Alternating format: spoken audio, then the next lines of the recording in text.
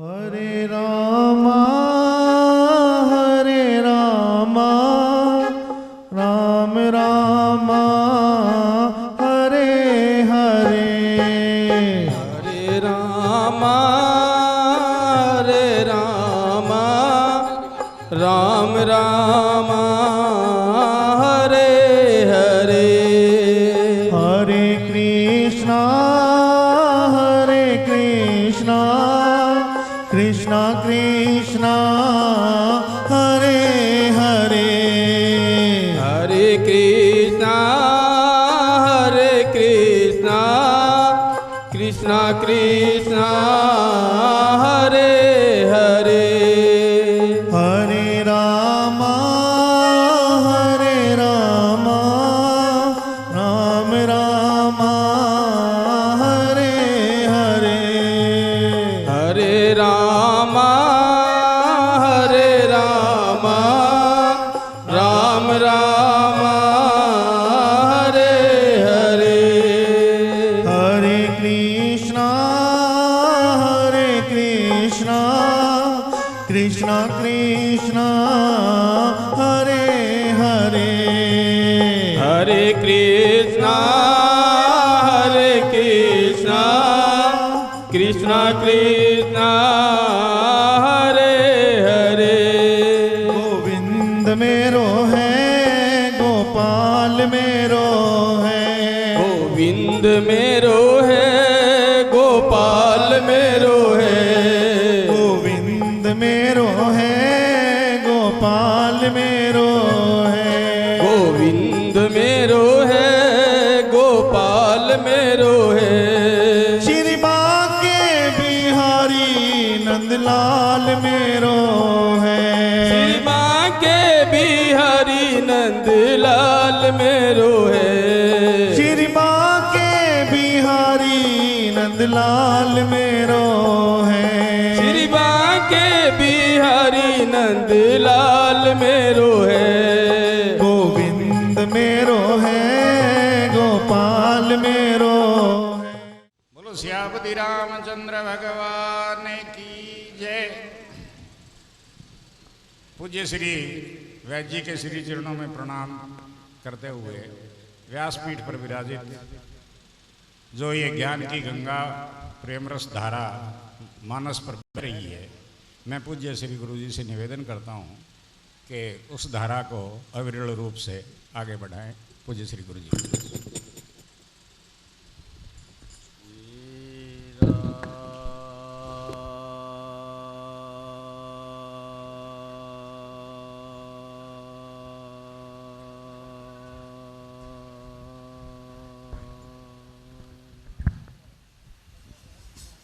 बोलिए सियावर रामचंद्र भगवान की जय।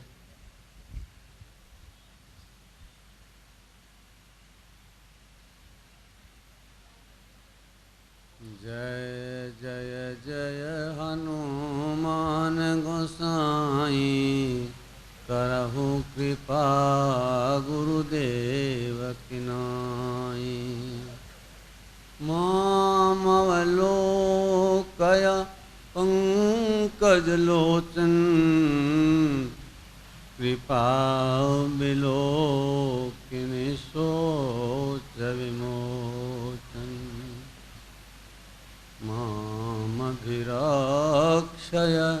रघुकुलनायक। मामभिरक्षय रघुकुलनायक। धृतवर चाप रुचिर कर सायक। बोलिए सियावर रामचंद्र भगवान की जय।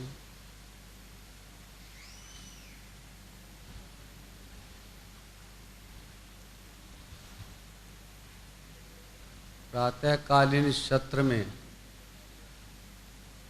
भगवान राम के अवतार की चर्चा चल रही थी। शायद भगवान राम के अवतार,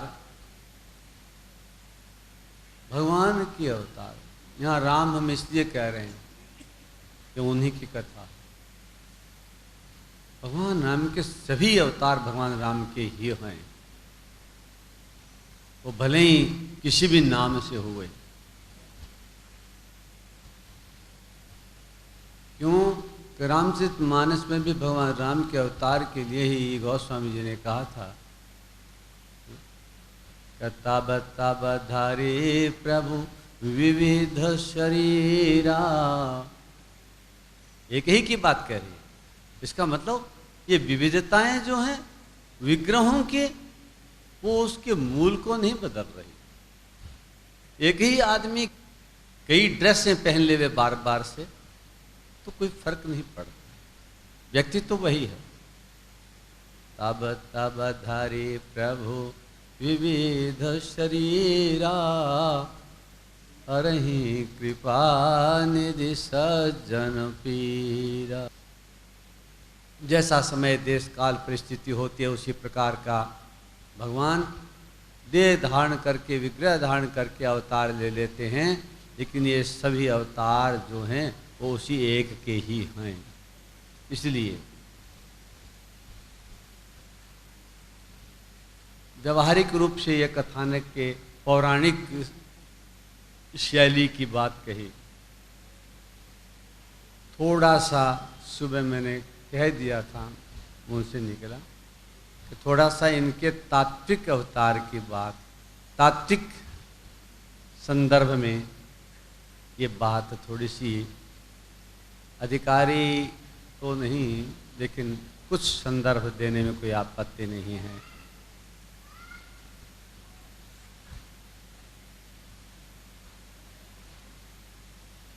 भगवान राम कह रहे मैं अंशों सहित आऊँगा, अंशन सहित ले हूँ अवतारा। तो भगवान राम अंशों सहित आए। मैंने बताया कि भगवान राम और कृष्ण के पूर्णावतार हैं और वो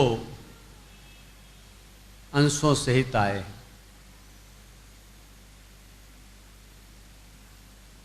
अंश का अभिप्राय वहाँ कोई वो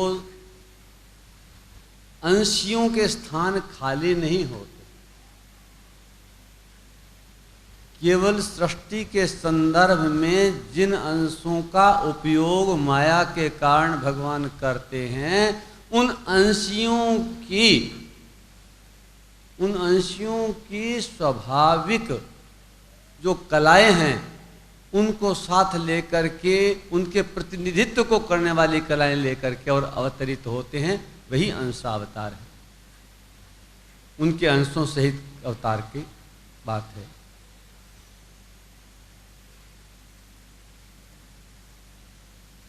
ब्रह्म को वेदों में, भगवान को, ब्रह्म को, जहां तक दार्शनिकों की पहुंच है, अंततो गत्वा, क्योंकि वो उसका कोई नाम नहीं, कोई गुण नहीं, उसको किन शब्दों से पुकारें? जब प्रकृति ही अनिवर्चनीय है, माया ही अनिवर्चनीय है, तो ब्रह्म को क्या कहेंगे, क्या पद देंगे? वो जितने पद हैं वो किसी भी सांकेतिक सूचना को देते हैं, और हमारे हाथ में केवल पद ही हैं, वाणी में, बुद्धि में, इनमें, तो वाणी भी केवल उनको प्रतिष्ठित करती है। वहां संज्ञा के रूप में जैसे प्रतिष्ठित करते हैं। भाई थोड़ी सी बात हमारे अन्य विद्वानों के स्तर की है, आ जाएगी समझ में। मैं 2 मिनट की बात, ज्यादा लंबी नहीं कहूंगा। मंदिरों में मूर्तियों की विप्राण प्रतिष्ठा होती है, तो उसकी विधि है कि प्रत्येक मूर्ति की प्रतिष्ठा करते समय उसका नामकरण किया जाता है,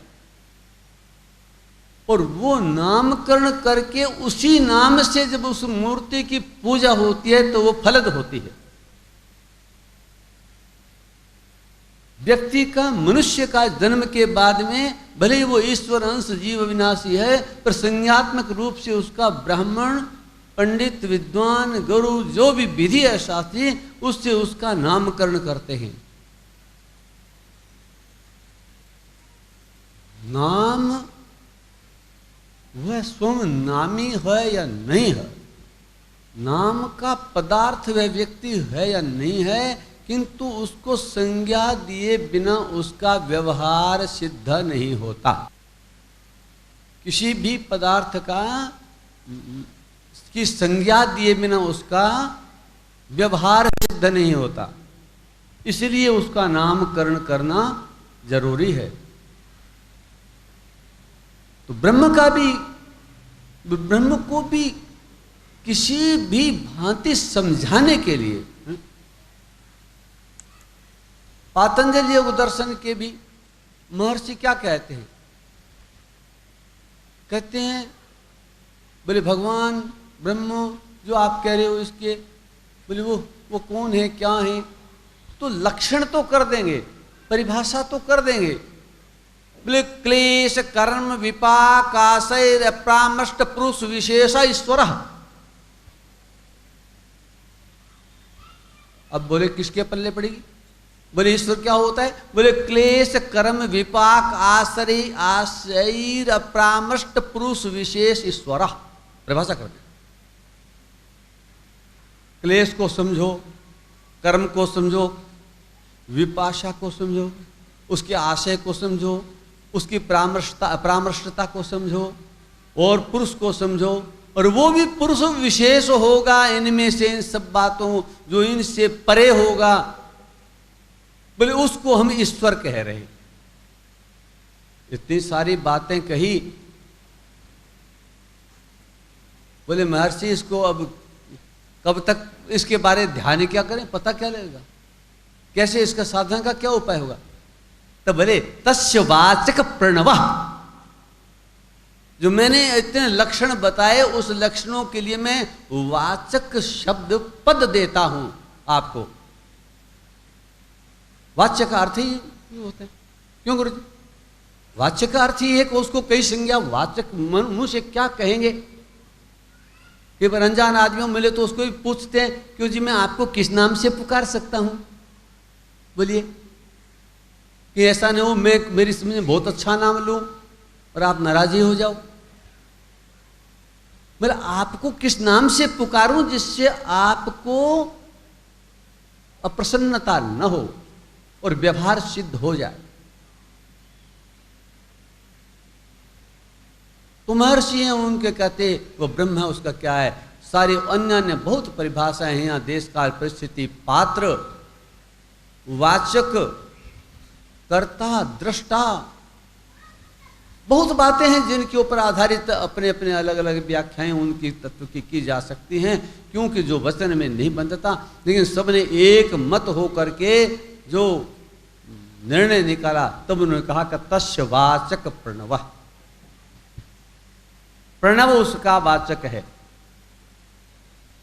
प्रणव नाम इसलिए लिया कि ये भी इसका वाचक पद संकेत में आपराधिक प्रवृत्ति के वचन को न कह दे,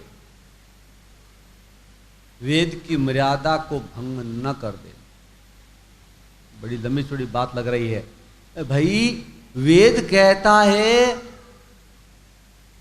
कि वेद में अधिकार द्विज का ही है, द्विजेतर महिला का, शूद्र का या अन्य प्राणियों का वेद में अधिकार नहीं। लेकिन वो जो आपने प्रणव कह दिया, वाचक कहा, तो हम यदि उसको संकेत करें तो हम किस नाम से बोलें? छोटी सी सरल सी बात बताऊं समझ में आए। अपने पति का नाम लेना वर्जित है। अरे पुकारें तो कभी कहीं काम तो पड़ जाए कभी, तो क्या बोलें ये तो बता दो। तो अपने अपने नाम रख लेते हैं औरतें। किसी को जी, सुनो जी है? किसी को कुछ एक उदाहरण दिया है, एक कविता है हिंदी की है? मैं सुनो जी तुम्हें जी क्या कहूं जी है? सुनो जी कहूं, ओ जी कहूं, ए जी कहूं, सुनो जी कहूं या क्यों जी कहूं? बोल मैं तुम्हारे घर में कैसे रहूं और तुमको मैं क्या कहूं? मैं क्या संबोधन दूं आपको, बताओ। नाम तो वो नाम तो लेना नहीं है जो लोग ले रहे हैं। जो मेरे सास आपको पुकारती है, आजकल की छोड़ दो, अब तो वर्तमान में तो सियावर रामचंद्र की जय, अब तो जी भी नहीं लगाते।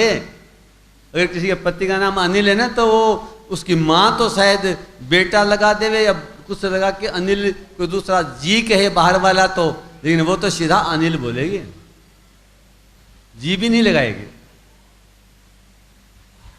अब की तो बात ही, अब तो बात ही अलग है। लेकिन एक मर्यादा है, तो वहां उस मर्यादा के लिए व्यवहार सिद्ध करने के लिए सीता जी ने भी राम जी का नाम रखा हुआ था। आपको पता है? नहीं पता होगा सर, है पता है, ठीक है। फिर सीता जी ने नाम रखा हुआ था, अपने बोलने के लिए नाम रखा हुआ था राम जी का, जिसको जो गोपनीय था, सीता जी ही केवल संबोधन करती थी और सीता जी की यही पहचान।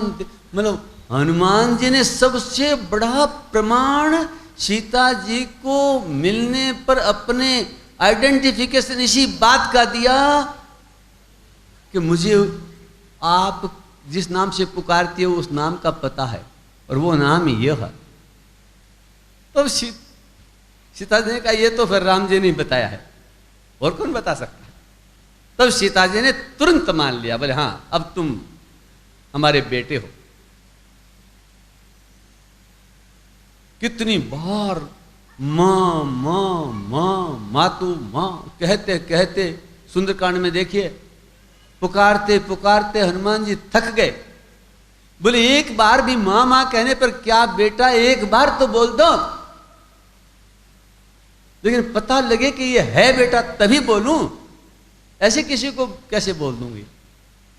हनुमान जी ने तुरंत आइडेंटिफिकेशन दिया, देती सीता जी ने तुरंत किया। भले हाँ, सुनो सुत करही विपिन रखवारी, मातु मोही अतिशय अति भूखा, लागे देख सुंदर फल रूखा। मैं माँ मुझे भूख लगी हुई है, भूख लगने के रूप से रोऊंगा तो माँ को कुछ तो दया आएगी। माँ मुझे भूख लगी है और फिर ये इतने सुंदर फल लगे हुए हैं, अब बता मैं कितनी क्या करूं। प्रमाण दे दिया था ऐसे। सीता जी ने कहा हाँ कोई बात नहीं बेटा, अब मोह जग गया ना, बेटा है ना, ये फल अपने थोड़ी हैं और फल खाएगा तो लोग मारेंगे। मारना तो मां की ऐसी जगह को बच्चे को कौन भेज देता है जहां उसको खतरा हो। भूख भी नहीं सह सकती मां बेटे की, खिलाना भी चाहती है, लेकिन ऐसी जगह नहीं जहां उसकी जगह डंडा पड़ने लग जाए। तो मां बोली क्या करूं, लेकिन संबोधन दे दिया। जिस चीज की भूख थी उसको तो मिटा ही दी। एकदम बोले सुनो सोत। हनुमान जी बोले वाह वाह वाह वाह, बस निहाल हो गए, अब कोई चिंता नहीं है हमको। मातु कहते मुंह थक गया, बोले सुनो सोत करही विपिन रखवारी, परम सुभट रजनी चरभारी। बोले मां आगे मत बोलना, तिन कर भय माता मोहि नहीं, जो तुम सुख मानहु मन मान। मेरे फल खाने से तुम्हें अगर सुख मिलेगा तो मुझे उनकी कोई चिंता नहीं है।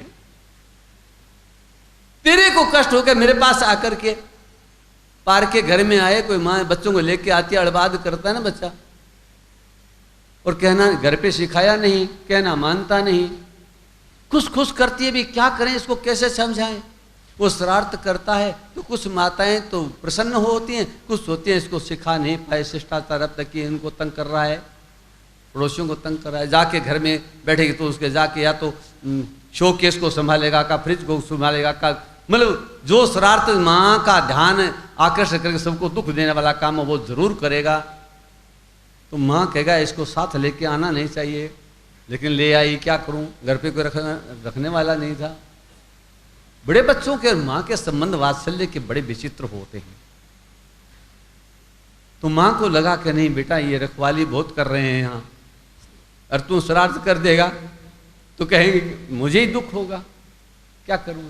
बोले माँ उनकी चिंता मत कर दो, तू सुख माने, उनकी कोई चिंता नहीं किसी का, और उनके नुकसानदेही का जवाब तेरे से नहीं मांगेंगे, मैं ही दे दूंगा। वो जवाब मैं दे दूंगा, मेरे अधिकार में है, तेरे पास कोई ओढ़मा लेके नहीं आएगा। सीता ने कहा तो फिर जाओ, मेरे पास अगर कोई इस बात की कोई नहीं रहेगी तो कोई बात नहीं है, फिर तुम जाओ। फिर तात मधुर फल खाओ, फिर मीठे मीठे फल खाओ बेटा, बस इतनी आज्ञा चाहिए थी। मेरा भाव था आइडेंटिफिकेशन। और माँ जिसको बेटा कह देवे तो बाप की हिम्मत है नहीं कहे, माता कहे सो पिता। माँ जिसको बेटा बना लेवे तो पिताजी उसको क्या बनाएंगे यार, क्या कहेंगे, कैसे नहीं कहेंगे। अब तक हनुमान जी ने जोर लगाया था, राम जी ने उसको पुत्र नहीं कहा, सखा सखा, मित्र सखा सखा। हनुमान जी ने कहा ठहरो मैं डिग्री लेके आता हूं, एक बार डिग्री लेके आता हूं फिर देखता हूं। सीता जी से जब ये बात सुन ली कि सुनो सोत करही विपिन रखवारी, बोले एक बार बस ठीक है। और जाते ही भगवान से कह दिया, बोले वहां हमने ये किया, सारी बात कही। राम जी को पता लग गया कि वहां से डिग्री लेके आया है। तो तुम्हारे किए हुए उपकार को तो मैं नहीं भूल सकता, ये बात तो ठीक है, लेकिन तू जो संबोधन चाह रहा है वो तू जब वहां से अधिकार लेके आया है, तो राम जी बोले मैं क्या करूंगा। सुनो सूत तो ही उऋण में नहीं, उऋण तो नहीं हो सकता, लेकिन बेटा तो बेटा ही है, कोई बात नहीं है। सुनो सुत तो ही उऋण में नाही। राम जी ने कहा सिद्ध हो गया, अब कहीं नहीं जाएंगे। इतनी बड़ी बात कही, पर कैसे कही, बोले राम जी के उस गुप्त नाम का पता लगा लिया था जो केवल मां को ही पता है या पिता को पता। प्रणव बोला नहीं जाता, प्रणव का वाचार्थ जो है वो ओंकार है, ओंकार को ही प्रणव कहते हैं। लेकिन कोई कहे क्या मंत्र दिया है नहीं, अभी कहते हैं प्रणव का उदाहरण देते हैं, तो ये जो कहते हैं बड़ी विचित्र है कि महिलाओं को ओम नहीं बोलना चाहिए। अरे नहीं ओम बोलो, बेटे का नाम ओम प्रकाश तो बोलो नहीं, तो प्रणव का उच्चारण नहीं करना चाहिए। तो प्रणव का उच्चारण का मतलब प्रणव नहीं बोल सकते, प्रणव तो बोल सकते हो, प्रणव का वाच्यार्थ जो वेद कहता है तुम्हारा अधिकार नहीं है, वो नहीं बोलना चाहिए, वैसे नहीं बोलना चाहिए। इसलिए ऋषि ने भी कह दिया तस्य वाचक प्रणव, उसका वाचक प्रणव है, प्रणव ब्रह्म है। और इसमें प्रणव के कोई सामान्य बात नहीं, किंतु प्रणव के साधारण जानकारी की जो बात है वो है वो कि इसमें 4 चीजें हैं, चारों इसमें आ गई, इसलिए चारों उसके अंश हैं। प्रणव माने ब्रह्म, प्रणव का वाचार्थ ओम, जिसका मतलब ब्रह्म, परम, परम परम शब्द से, दूसरे परम शब्द से जिसको बोलते हैं, जिस शब्द के पहले परम आ जाए, बोले आत्मा के पहले परम आ जाए तो वो आत्मा भी परमात्मा है। आत्मा तो रहेगी रहेगी, लेकिन परम आत्मा हो जाएगी, परम शब्द। लेकिन प्रणव, इसलिए 4 भाग कैसे हैं सारा सी बात, वो ए ऊ मैं, ए ऊ मैं ओम बन गया नहीं, उसके ऊपर एक चंद्राकार ध्वनि सूचक और मात्रा लगती है, वो उसको ध्वन्यात्मक बिंदु सहित नाद बिंदु बोलते हैं एक भाषा में। उसके सहित ये होगा तो प्रणव का वाच्यार्थ होगा। ओम नहीं,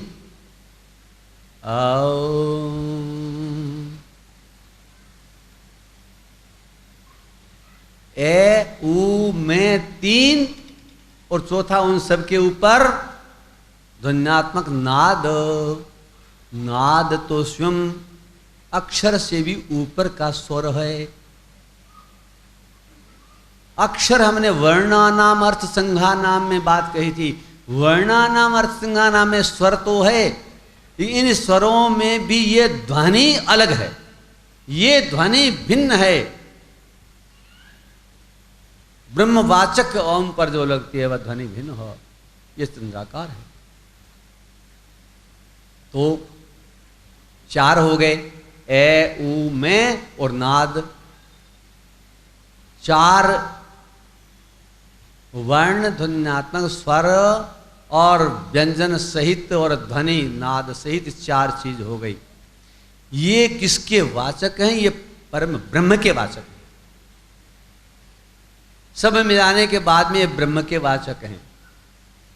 तो ब्रह्म के वाचक जब अवतरित होते हैं तभी तो अंशन सहित ले हूं अवतारा, सारे अंश यदि इसमें उसमें आ जाते हैं तो ये फिर पूर्णावतार है।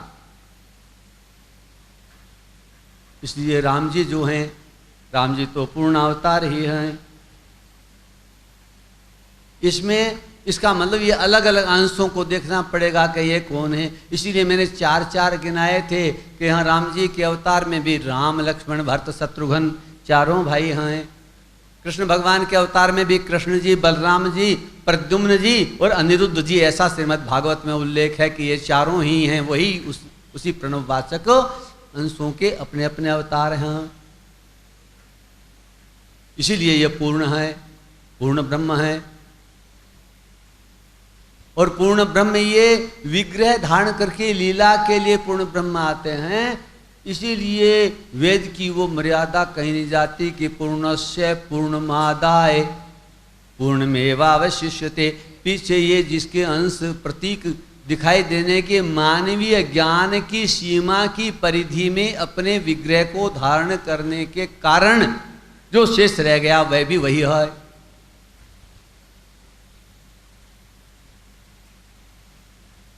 इसलिए वेदों में भगवान राम की व्याख्या जो की, वेदों में तात्विक व्याख्या की, वो इसी प्रणव के साथ में उन्होंने की और इन प्रणव के अंशों को बताया कि ये प्रणव सहित ये अवतार कैसे कैसे हैं। इसको कौन जान सकता था? ब्रह्मा जी के पुत्र साक्षात वशिष्ठ जी हैं, वे ही इसका दर्शन कर रहे थे कि ये कौन है, चारों में क्या भेद है, कौन सा किस तरह का अंश अवतार है या कौन सा अंश किसका है। अलग अलग कल्पों में भी चारों अवतार चारों अंशों से आए, तो उनके कल्पों में भी इनकी वेदों ने अलग अलग व्याख्याएं कर दी हैं। ब्राह्म कल्प में भगवान का परम ब्रह्म का साक्षात अवतार जो हुआ, जो मैंने मनुष्य रूपा के तप के संदर्भ में कही थी कि शंभु बिरंच विष्णु भगवाना उपजे जासु हंस ते नाना, वे अवतरित हुए। कहीं कहीं नारद शाप देने के 12 में विष्णु भगवान को शाप दिया, तो वहां विष्णु भगवान राम बन करके आए, तो फिर लक्ष्मण भरत शत्रुघ्न इत्यादि ये क्या रह गए ब्रह्म के प्रणव के बाद में।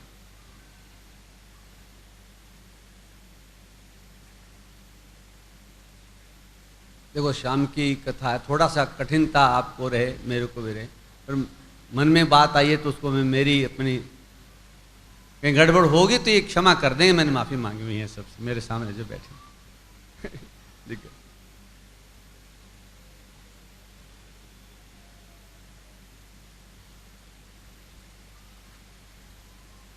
तो ब्राह्मकल्प में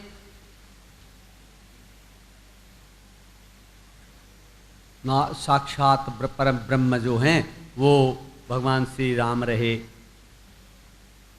विष्णु भगवान और ये जो अंश हैं उनके, उनमें विष्णु भगवान भरतलाल जी रहे, शेष जो रहे ना वो लक्ष्मण जी रहे।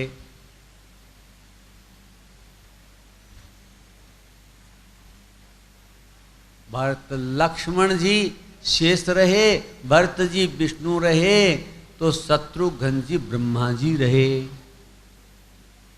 और नामकरण के समय गोस्वामी जी ने, गोस्वामी जी क्या भगवान शंकर की कृति है, नाम को इस ढंग से नाम निकाले हैं कि इनके तीनों कल्पों के नाम की आभास इससे व्याख्या के साथ हो जाते हैं।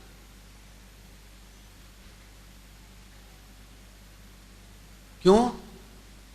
कहते समय गोस्वामी जी कहते हैं कि धरे नाम गुरा हृदय विचारी,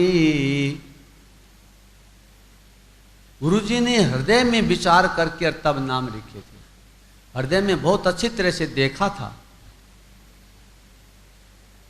1 महीना 10 दिन तक, जब तक राम जी का नामकरण संस्कार हुआ, 1 महीना 10 दिन बाद में, तब तक वशिष्ठ जी समाधि लगाए यही देख रहे थे, इसी का चिंतन कर रहे थे कि ये कौन सा क्या चीज है। वैसे 10वें दिन नाम निकाला था, उनको तो पता 10 ही दिन का था, लेकिन यही ऐश्वर्य था। क्यों? एक दिन जो 1 महीने का दिन गया उसका तो किसी को पता नहीं था। राम जी प्रकट हुए तो सूर्य, देखिए प्रकृति परे, प्रकृति कैसे उसके आदि ने, लोग कहते हैं सूर्य चंद्रमा रुक जाए तो महाप्रलय हो जाएगा, लेकिन जो प्रलय और महाप्रलय और जिन सबके कर्ता धर्ता पर ब्रह्म हैं, वो स्वयं जब आते हैं तो कहते हैं हम चाहेंगे तो ही प्रलय होगा, और हम चाहेंगे तभी टस से मस कुछ होगा, नहीं तो कुछ नहीं होगा। इसीलिए गोस्वामी ने कहा कि मास दिवस कर दिवस भा, देखिए अवतार हुआ भगवान का, 1 महीने का 1 दिन हुआ, मास दिवस कर दिवस भा, मर मन जाने कोई, लेकिन भेद किसी को पता नहीं लगा।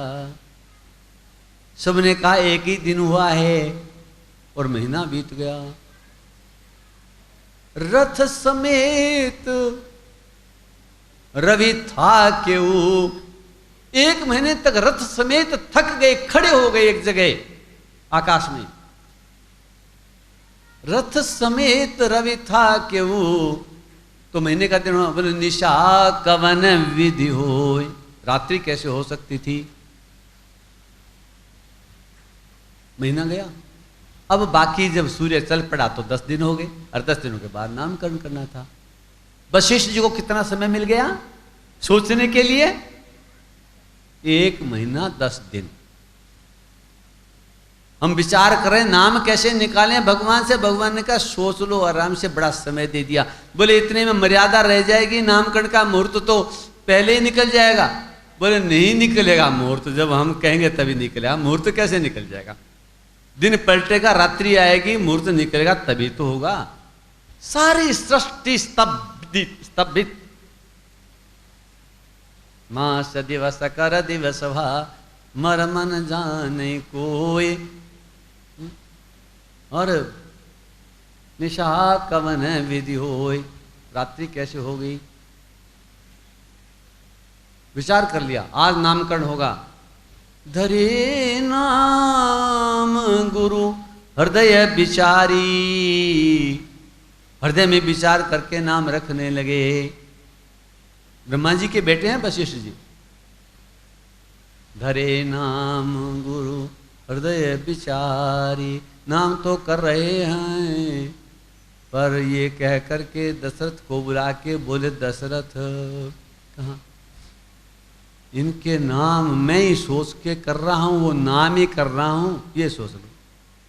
इनके नाम कल को किसी पंडित से जाके पूछ लिया कि गुरुजी के नाम, गुरुजी ने नाम निकाला था, तो ज्योतिष सारे मेरे को झूठा बता देंगे। ज्योतिष में जो मर्यादा है नामकरण की, बोले वशिष्ठ जी को नाम ही निकालना नहीं आता, ये क्या हुआ? क्यों भाई? पंडित भी यहां बैठे ही हैं, नामकरण वाले भी कई बैठे हैं। भगवान राम का जन्म हुआ, उस समय नक्षत्र कौन सा था, और क्या उस नक्षत्र में राम नाम निकलता है?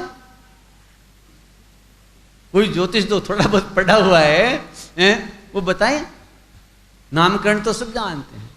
नामकरण जैसे नक्षत्रों के अक्षरों के भागों के अनुसार होता है, वहां तो राम नाम की तुला राशि है। रूरे रोता स्वाति, और स्वाति नक्षत्र में तुला राशि, और तुला राशि उसमें आ भी कैसे सकती है? क्यों? कि नवमी तिथि मधुमास पुनीता, शुक्ल पक्ष अभिजित हरिप्रीता। मधुमास में दोपहर में स्वाति कहां से आ जाएगा? ये गड़बड़ कैसे हो जाएगी? हो ही नहीं सकती। ज्योतिष क्या आकाश पाताल का ये नाम, ये कैसे हुआ? ऐसा कैसे होगा? अरे एक ही होगा तो फिर उनके साथ में उसी एक ही दिन में उसी नक्षत्र में किसी का नाम तो भरत, किसी का लक्ष्मण, किसी का राम, किसी का शत्रुघ्न। एक ही दिन में इतनी राशियां पलट जाती हैं। क्यों? थोड़ा बहुत ज्योतिष जानते हैं। पलट जाती है पंडित जी क्या? एक दिन में इतनी पलट जाती हैं? संभव ही नहीं है। तो ये मर्यादाएं नहीं रही, ये नामकरण की मर्यादाएं नहीं है, उनके नाम अलग से लिख दिए। वशिष्ठ जी ने ये नाम पंडिताओं के जो नाम है वो अलग लिख दिए, बोले ये नाम इनके अलग ले जाओ। उसी नाम में एक कुंडली में यहां नाम भरत जी का नाम जो था वो ये ऋषिकेश के उसके ऊपर वहां एक जगह लिखा हुआ मिला, वो मंदिर पर अब भी उसको ऋषिकेश नाम है ना। भरतलाल जी के तपस्या का स्थल है वो, हरिद्वार के बाद जो ऋषिकेश आप जाते हैं तीर्थ स्थल, तो इसका नाम ऋषिकेश है। ऋषिकेश ये कर्क राशि का पुष्य नक्षत्र में है, ह से शुरू होता है। तो इसलिए भरतलाल जी का नाम ऋषिकेश नाम भरतलाल जी का है, और इसीलिए उनके तपस्या के स्थल का नाम ऋषिकेश हो गया। भरत नाम तो अब कहते हैं, भरत मंदिर है और स्थान का नाम ऋषिकेश है, भरतलाल जी के नाम। ये इसलिए मैं नामकरण की एक विधा इसलिए कहा कि ये दशरथ महाराज जी का, महाराज ये क्या बात, नाम आप ऐसे रख रहे हो और ये लिख के दिए, ये तो नाम ब्राह्मणों के ये जो कहते हैं, और मैं जो नाम इनके हैं वो ये रहेंगे। वशिष्ठ जी ने कहा दशरथ राजन, वेद तत्व तव नृप सुतचारी, धरे नाम गुरु हृदय विचारी, कि ये वेद तत्व नृप तव सुतचारी। तो मैं वेदों को छोड़ दूं, और इन्होंने उसी पर ब्रह्मा ने तुमको वहां वरदान दिया था कि अंसन सहित ले हूं अवतारा। वो अंशों से ये पर ब्रह्म है, वेद का ब्रह्म है और वेद के तत्व हैं। तो तेरे बेटे चारों के चारों ही वेद के तत्व हैं। वेद तत्व नृप तव सुतचारी, और धरे नाम गुरु हृदय विचारी।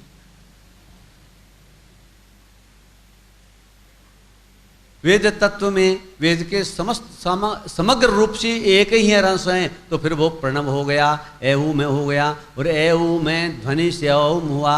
उस ध्वनियों में इन चारों के कहा कि ऊपर की जो ध्वन्यात्मक जो ये नाद है, ये नाद तुरीय अवस्था का वाचक है, इसलिए तुरीय अवस्था के एकमात्र राम जी हैं।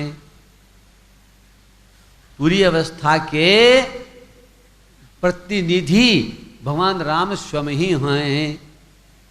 इसके फल परिणाम जो हैं वो मैं व्यवहार रूप से कहूँगा।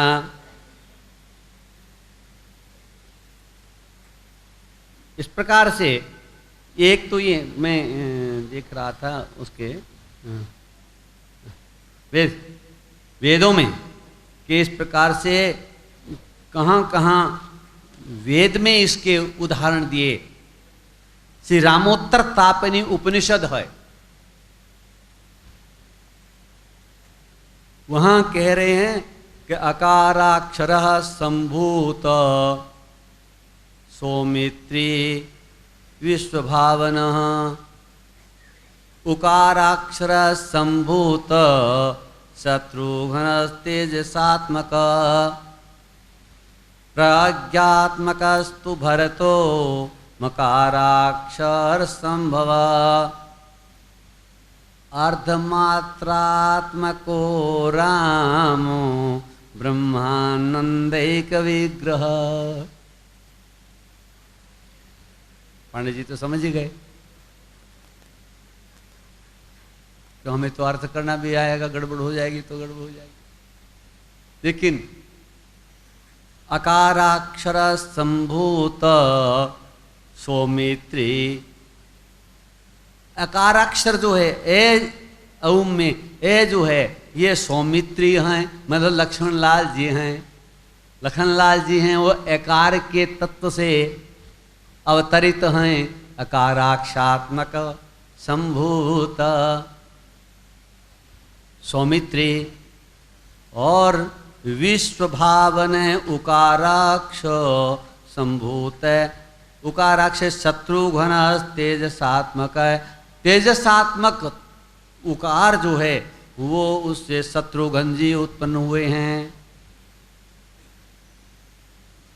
प्राज्ञात्मक स्तु भरतो, प्राज्ञात्मक भरत हैं। और मकाराक्षर संभव, अर्धमात्रात्मको रामो, ऊपर जो नाद बिंदु है वो ब्रह्मानंद एक विग्रह। प्रणव की मात्राओं में इसीलिए कहा उन्होंने कि ये अर्धमात्रा के स्वयं भगवान और उनके वाचक श्री अकारात्मक है उसके श्री लक्ष्मण शत्रुघ्न भरत। इस प्रकार से इस क्रम में अंत में जो राम जी का नाम है, प्रथम तुरीय के पति ब्रह्मा श्री राम से नामकरण प्रारंभ करके और नामकरण किया। सबसे पढ़ने में पहले ऊपर की लाइन पढ़ी जाती है और फिर क्रम पढ़ने में प्रणव में ऊपर सबसे पहले जो है उसका, इसलिए नामकरण करते समय भगवान के नामकरण में वशिष्ठ जी नामकरण कर रहे हैं और कहते हैं वेदता नृप तव सुतचारी। ऊपर वाले में क्या है, उसका क्या प्रभाव है, बोले जो आनंद। अब उसको बता रहे हैं, प्रभाव बता रहे हैं इनका अपने षष्ठी पाचक अपने लिए। जो आनंद सिंधु सुख राशि शीकरते त्रैलोक सुपासी। जिनके सीकर से तीनों लोक तृप्त हो जाते हैं और वो आनंद सिंधु सुख की राशि है। सीकर समझते हो, सीकर, सीकर गांव नहीं, सीकर ओस में, ओस में जो जल का एक कण होता है, बरसात का बिंदु नहीं, ओस, ओस पानी में आते, ओस में ओस के कण को देख सकते हो क्या, ओस के कण में जो जल का एक यूनिट हो, सीकर है उसको कहते हैं। तो समुद्र में कितना जल होता है, कितनी दूरी तक ओस उससे पैदा हो सकता है। समुद्र के समूचे जल को यदि ओस में पलटो तो कितना रहेगा। उस ओस के एक कण जो उसका ही अंश है, उससे एक कण से तीनों लोक तृप्त होते हैं सुख के कारण। जो आनंद सिंधु सुख राशि सी करते त्रैलोक सुपासी, सो सुख धाम। वो समुद्र है, वो सुख का धाम है, उसे सीकर, सारे सीकर वहीं से निकलते हैं। सो सुख धाम राम असनाम। तो बोले फिर वो उसे बोले अखिल लोकदायक विश्राम। अखिल लोकों के विश्राम स्थल है। अखिल कहने का मतलब कोई संख्या आई क्या? कोई संख्या होती है क्या अखिल? अखिल जब समझ में संख्या नहीं आवे तो माने संपूर्ण, संपूर्ण, अशेष अखिल संपूर्ण। कितने बोले अनंतानंत कोटि कोटि ब्रह्मांड नायक हैं भगवान। तो अनंतानंत कोटि कोटि ब्रह्मांड हैं जो हमारी समझ में संख्या में नहीं आते। उन प्रत्येक ब्रह्मांडों में तीनों लोक हैं और एक सीकर से एक बार के ब्रह्मांड के तीनों लोक तृप्त हो जाते हैं आनंद से। तो सारे समुद्र कितना बड़ा है पता नहीं, उस समुद्र से बोले कितने लोक तृप्त होते हैं, बोले अखिल लोक। और क्या कहेंगे, क्या शब्दावली है, अखिल लोक दायक विश्राम। ये राम जी के नाम की व्याख्या गुरुजी ने दशरथ महाराज को कही। बोले ये उसका नाम मैं राम रख रहा हूं। तो दूसरे विद्वान अपने अपने दृष्टिकोण से जितने भी जिसकी पहुंच है वो विभिन्न भाषाओं में कह देते हैं, रमन्ते योगिनो यस्मिन् सैव रामः। योगी लोग जिसमें रमण करते हैं उसका नाम राम है। वहाँ योगी लोग जिसमें रमण करते हैं, जिसमें विचरण करते हैं, लेकिन इसका ऐसा करने से नहीं हो गया कि योगी लोग राम के तत्व को बाहों में भर लेते हैं, जान लेते हैं, दृष्टि में भर लेते हैं। कैसे हो सकता है, ये संभव ही नहीं है। लेकिन विचरण वहां करते हैं। जैसे कोई के आकाश क्या है, आकाश कितना कैसे बड़ा है। बोले पक्षी लोग जो उड़ते हैं, जिस क्षेत्र में जिस आंगन में पक्षी विचरण करते हैं उसको आकाश कहते हैं। इसका मतलब कोई पक्षियों ने आकाश को ग्रहण कर लिया क्या? पक्षी यदि आकाश में उड़ते हैं इससे यह मतलब नहीं हुआ कि उस प्रत्येक पक्षी उस आकाश का पार पा लेते, देख लेते हैं आकाश को। उनका विहार स्थल है, उनका विश्राम स्थल है। इसीलिए गरुड़ जी को कह दिया, बोले तुम ही आदि खाग मशक प्रजंता, नभ उड़ाय नहीं पावहि अंता। आकाश का अंत नहीं है। तो योगी लोग रमण करते हैं। कभी कभी लोग सोचते हैं इस्तेमाल योगी लोग तो राम नाम को पूरा जान ही लेते हैं। अरे भैया नहीं, हमारी कल्पना में नहीं है, गोस्वामी जी की इस मानस के तत्व में मनोनीत में नहीं है। वो तो कहते हैं कि अगर रमनते योगिनो यस्मिन, जिसमें रमण करते हैं, तो रमण करते हैं। पक्षी आकाश में उड़ते हैं, क्या हुआ?